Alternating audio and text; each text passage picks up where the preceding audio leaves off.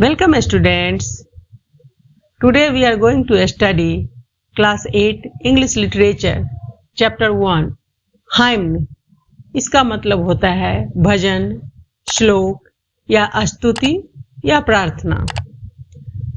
तो जैसा कि इस पोएम के टाइटल से ही पता चलता है, इस पोएम में पोएट गॉड की प्रार्थना कर रहा है, प्रेयर कर रहा है और उसकी गुणगान करते हुए उसके क्रिएशन के लिए उसे धन्यवाद दे रहा है।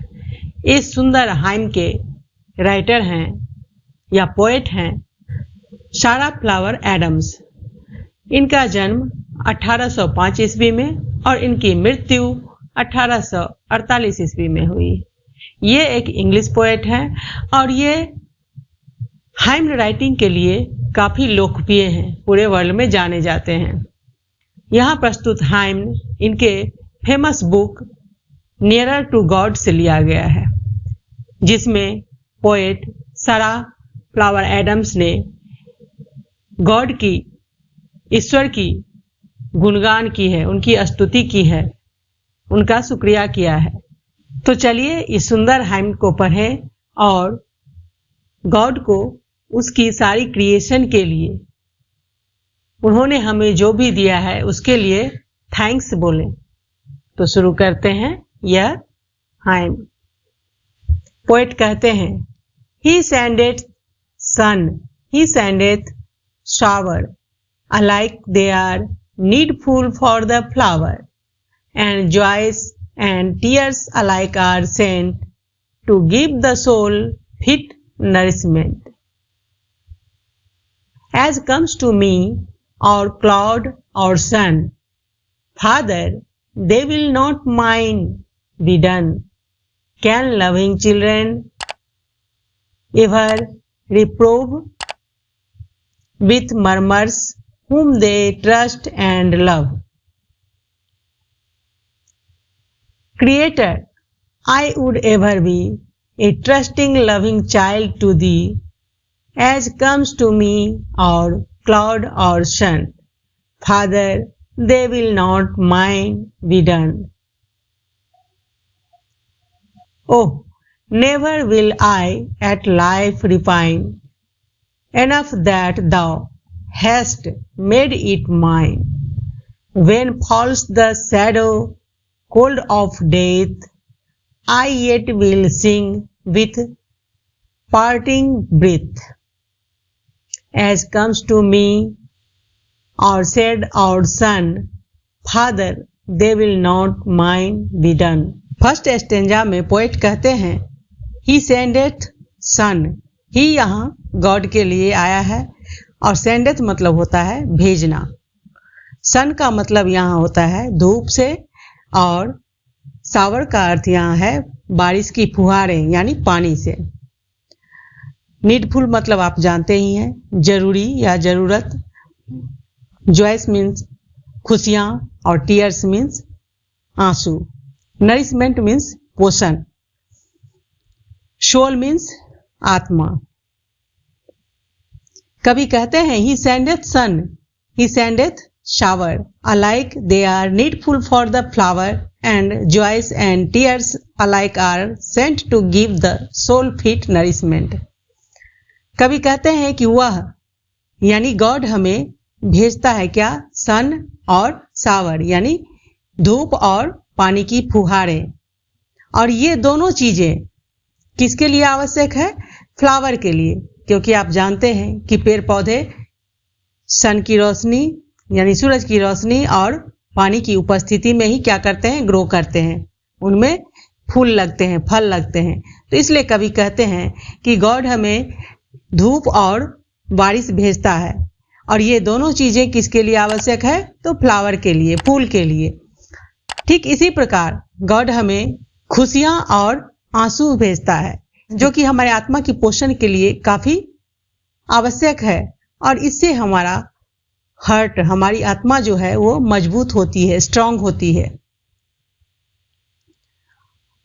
आगे कभी कहते हैं, as comes to me or cloud or sun, Father, they will not mine be done.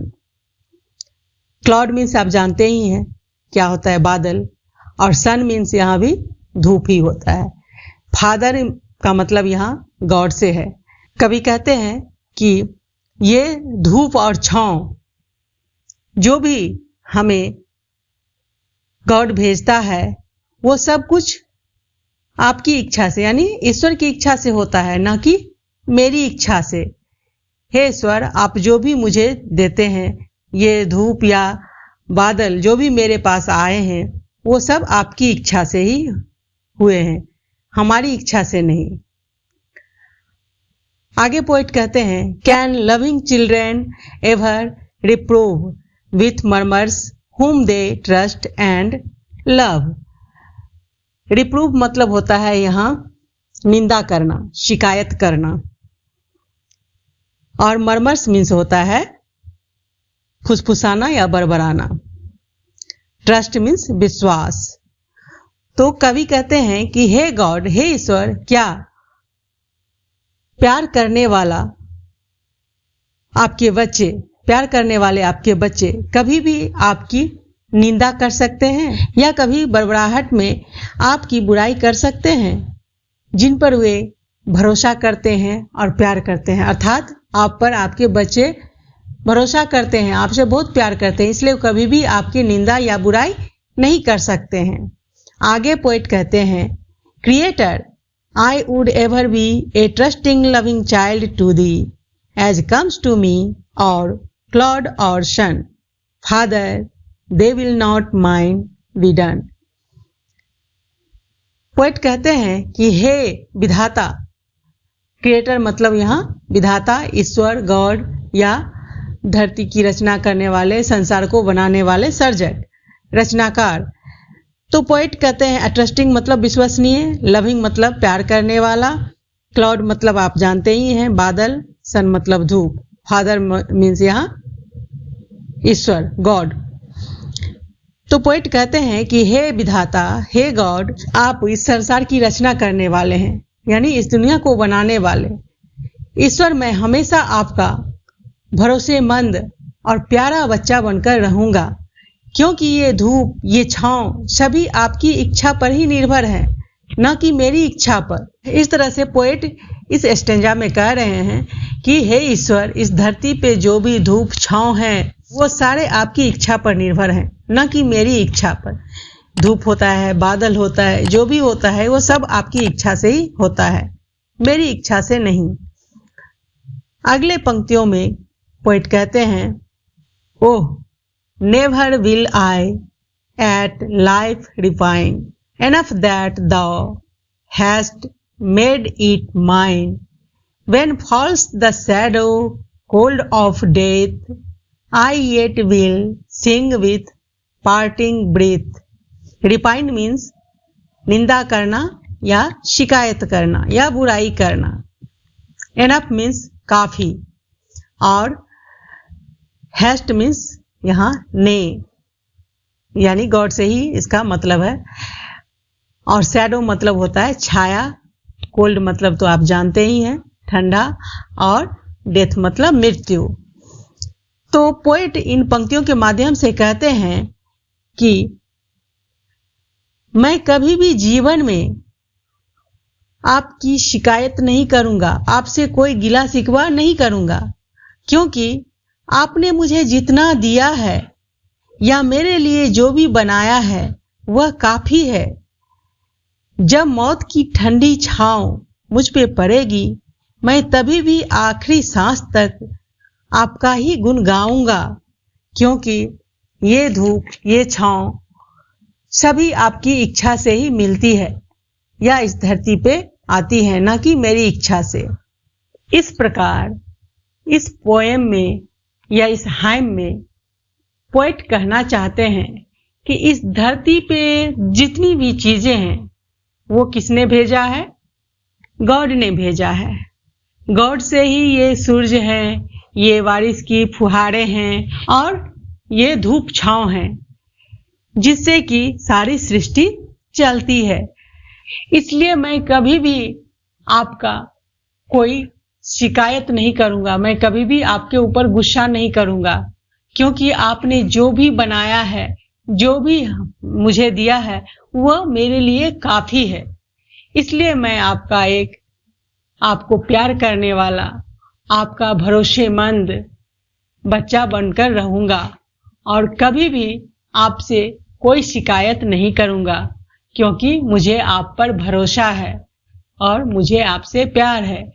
इसलिए मैं हमेशा अपने जीवन के आखिरी सांसों तक भी आपका ही गुण गाऊंगा, क्योंकि इस दुनिया में और मेरे लिए आपने जो भी धूप और छांव दिए हैं, वो सभी आपकी इच्छा से ही मुझे मिले हैं, ना कि मेरी इच्छा से। इस प्रकार इस पूरे पोएम में कवि जो है वो गॉड के प्रति अपना डिवोशन दिखा रहे हैं, भक्ति दिखा रहे हैं कि ईश्वर जो भी करते हैं वो सबके अच्छे के लिए करते हैं, सबके भले के लिए करते हैं, और उनकी इस कृपा का और उन्होंने जो भी इस दुनिया में बनाया है, सबके पीछे सबका कल्याण ही छिपा है। इसलिए ईश्वर क्या है? ग्रेट है, वो क्रिएटर है सारे वर्ल्ड का और सभी जीव जंतु का वह ख्याल रखता है। इसलिए हमें गॉड के प्रति थैंकफुल होना चाहिए, हमेशा उनका गुणगान करना चाहिए। तो उम्मीद है यह पोएम आपको अच्छी तरह से समझ में आ गया होगा और आपके लिए काफी हेल्पफुल भी होने वाला है। तो अगर आपको यह वीडियो अच्छी लगी है तो इसे फटाफट लाइक करके अपने फ्रेंड्स के साथ इसे ज्यादा से ज्यादा शेयर करें, ताकि उनको भी इसका लाभ मिले। और अगर आप इस चैनल पे नए हैं तो इस चैनल को सब्सक्राइब करके बेल आइकन को प्रेस कर दीजिए, ताकि आने वाली सभी वीडियोज की नोटिफिकेशन आपको सबसे पहले मिले। हमारे साथ बने रहने के लिए और इस वीडियो को अंत तक देखने के लिए आपका बहुत बहुत धन्यवाद।